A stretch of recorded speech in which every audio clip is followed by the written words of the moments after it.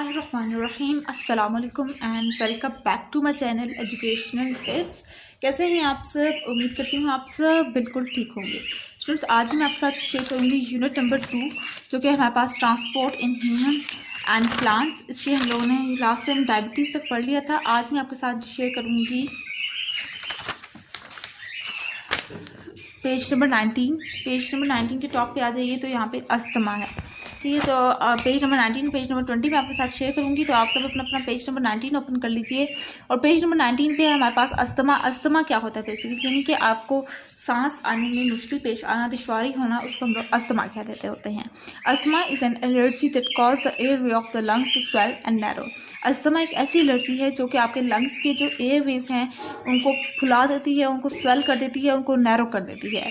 A person with asthma में वीज विजलिंग sound when he और शी ब्रीथ, यानी कि उसके अंदर से घुर घुर इस तरह की गुर की आवाज़ें आती हैं जब वो ब्रीथ करता है, सांस लेता है। Cough and feel tightness in the chest, उसको खांसी होती है और वो अपने चेस्ट के अंदर ना जकड़ा हुआ चेस्ट जैसा, उसको चेस्ट किसी ने जकड़ लिया हो उस तरह का महसूस करता है। The things that can cause asthma are called allergens. अब वो चीज़ें जो कि अस्थमा को कॉज करती हैं, यानी जिनकी वजह से अस्थमा हो सकता है, उनको हम लोग क्या कहते हैं, उनको एलर्जेंस कहते हैं। Dust mites, pollen grains and some food may cause asthma. Dust mites या फिर पोलन ग्रेन्स या फिर कुछ ऐसे खुराक होती हैं लोगों की जिनकी वजह से उनको अस्थमा हो जाता है। ये अस्थमा की कॉमन थिंग्स हैं जो कि अस्थमा को कॉज करती हैं। Symptom of the asthma attack may be cough, shortness of breath, wheezing, extremely difficult in breathing, chest pain, sweating and increased pulse rate। ये सारी वो सिम्टम है जो कि अस्थमा के पेशेंट को होती हैं। severe अस्थमा अटैक में B led to death.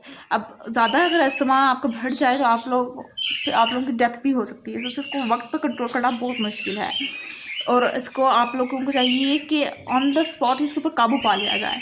It is not easy to cure asthma but one can be normal and active even with asthma. ये आसान नहीं है कि अस्थमा को ख़त्म कर दिया जाए, लेकिन एक इंसान नॉर्मल रह सकता है, एक्टिव लाइफ गुजार सकता है अगर वो सही तरह से अपनी लाइफ को गुजारे, अपने आप को हर तरह से अपने आप को फिट एंड फाइन रखे। Try to avoid the allergens of asthma.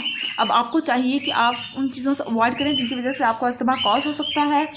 Use plenty of water, पानी का इस्तेमाल करिए। If it will give you relief. One advice of a doctor, use medicine और inhaler.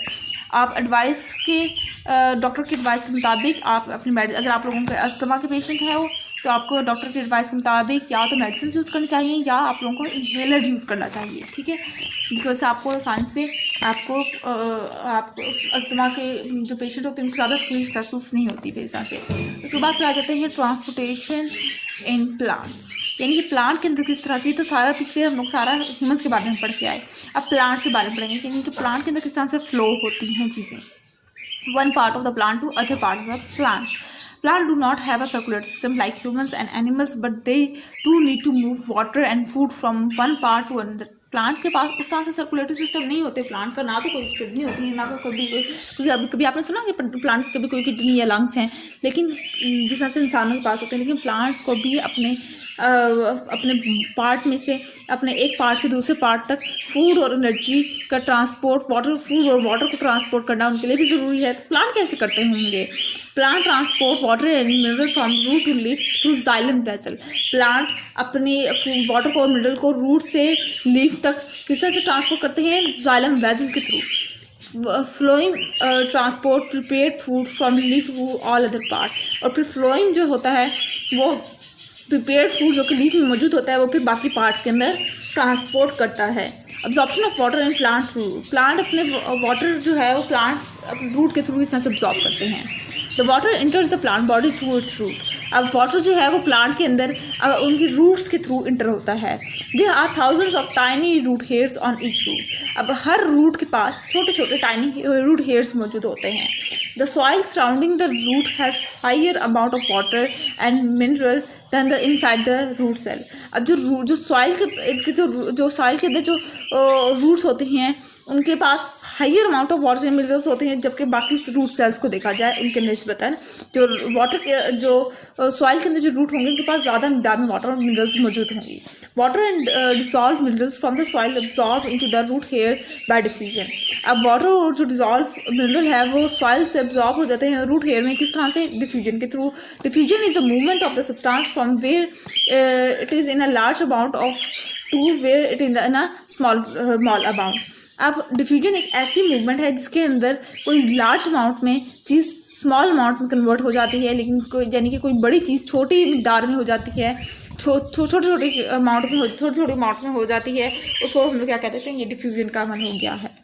As water in root increase, अब जैसे जैसे water roots के अंदर वाटर की मिकदार रूट्स के अंदर इंक्रीज होती जाएगी, a pressure is produce in the root cell to push water and minerals up to the plant. एक प्रेशर प्रोड्यूस होना शुरू हो जाता है रूट सेल्स के अंदर कि वो वाटर को और मिनरल को प्लांट के बाकी पार्ट्स के अंदर ट्रांसपोर्ट करे। But this pressure of root can only lift water up to a certain height. लेकिन ये प्रेशर भी वाटर रूट से प्लांट बॉडी तक कुछ हाइट तक जाता है। ये प्रेशर यानी कि वाटर मिनरल को कुछ हाइट तक ट्रांसपोर्ट करती हैं। How does water reach in leaves of tall trees? लेकिन अब ये तो मैं तो बता दी कि प्रेशर किसी खास लेवल तक रहता है ये, तो फिर जो बड़े बड़े दरख्त होते हैं उनके अंदर लीव्स तक कैसे जाता होगा ये वाटर मिनरल? वो ट्रांसपायरेशन के through. In tall trees water is pulled up through the xylem and when it is evaporated from the leaves. अब टॉल ट्रीज के अंदर वाटर जो है वो जाइलम के थ्रू बाकी लीव्स के पार्ट्स में जाता है।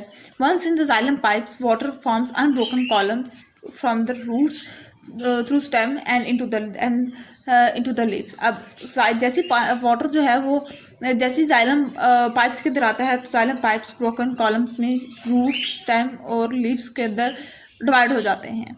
The loss of water bye evaporation from plants is called transpiration. अब वो जो वाटर जो लॉस हुआ है इवेपोरेशन के दौरान प्लांट के अंदर उसको ट्रांसपायरेशन का नाम दे देंगे।